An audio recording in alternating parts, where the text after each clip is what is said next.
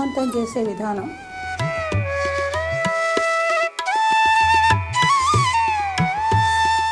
అమ్మాయికి నెల తప్పింది అంటే అటు పుట్టింటి వారికి ఇటు అత్తింటి వారికి ఎంతో ఆనందంగా ఉంటుంది. వంశం నిలుస్తుందని ఎంతగానో సంతోషిస్తారు. మా కాలంలో గర్భిణీ స్త్రీలకి 3వ నెల వచ్చిన వెంటనే పుట్టింటి వారు దొంగ చెలువుని పెట్టి పిల్లని ఒకసారి పుట్టింటికి తీసుకెళ్ళి కొద్ది రోజులు ఉంచుకుని మళ్ళీ అత్తవారింట్లో దింపేవారు. ఇదేమిటి దొంగ చెలువుని ఏమిటి, అలా ఎందుకు చేస్తారు అని చాలామందికి సందేహం వస్తుంది. అది ఎందుకంటే సాధారణంగా గర్భిణీ స్త్రీలను చూడటానికి వచ్చేవాళ్ళు పూలు పళ్ళు స్వీట్లు తెస్తూ ఉంటారు కదా. అలా ఎవరు పడితే వారు ఎప్పుడు పడితే అప్పుడు ఆ అమ్మాయికి ఇస్తుంటారు కదా. అలా కాకుండా ముందుగా పుట్టింటి వారు అందున తల్లి చేతుల మీదుగా అందుకోవటం మంచిదని, కడుపు చలవని తల్లి కోరుతుందని మన పెద్దలు ఈ ఆచారం పెట్టుంటారు.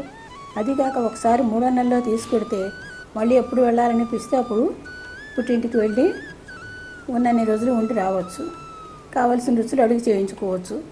కడుపు తిన్నప్పుడు కొత్తల్లో వీళ్ళు వికారాలు అన్నీ తినకుండా ఉంటారు కదా. పిల్లలు తినలేరు ఏది పడితే అది.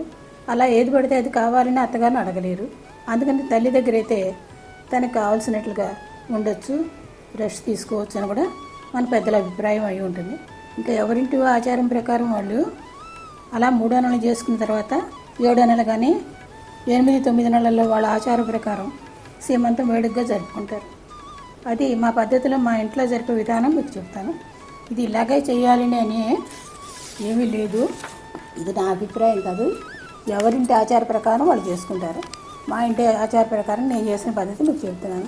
సీమంతానికి మంచి ముహూర్తం చూపించి పుట్టింటి వారు సారా చీర స్వీట్లు పళ్ళు పసుపు కుంకుమ పూలు అన్నీ తెచ్చి అత్తవారింట్లో అమ్మాయి ఒళ్ళో పెట్టి పురిటికి తీసుకెడతారు. వారి కుటుంబ ఆనవాయితీని బట్టి 3 రకాలు కానీ 5 రకాలు కానీ స్వీట్లు పట్టుకుని వస్తారు. పసుపు కుంకుమ చలిమిడి ఇవి తప్పనిసరి ఎవరైనా చేసేది.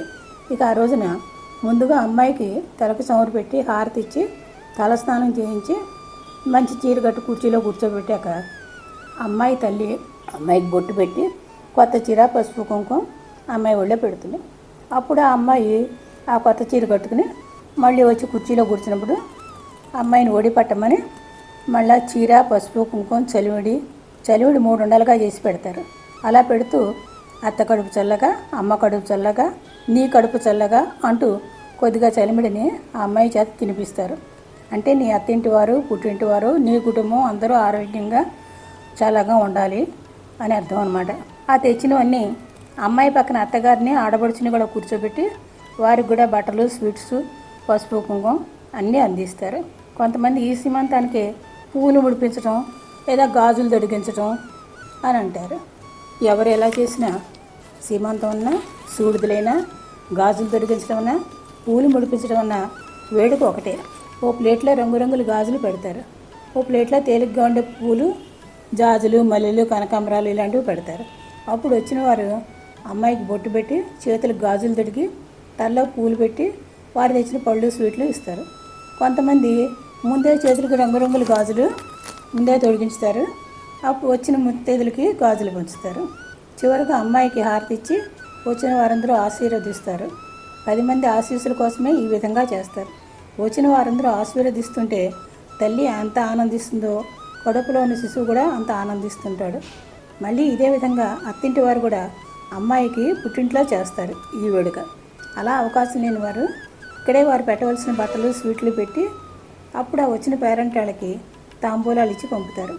దీన్నే కొందరు సూడిదలు పెట్టామంటారు, కొంతమంది పూలు ముడిపించామంటారు. ఏది ఏమైనా కడుపులో ఉన్న శిశువు దీర్ఘాయువుగా తల్లి పిల్ల క్షేమంగా ఉండాలని ఇంత ఆర్భాటంగా చేసుకున్న వేడుకగా చేసుకుంటారు.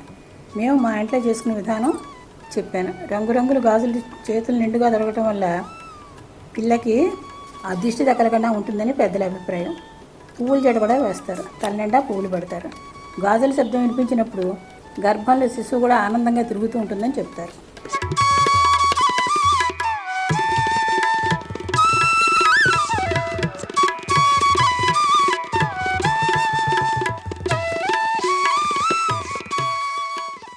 thank you for watching this video. If you enjoyed it, please hit the like button and the bell notification icon.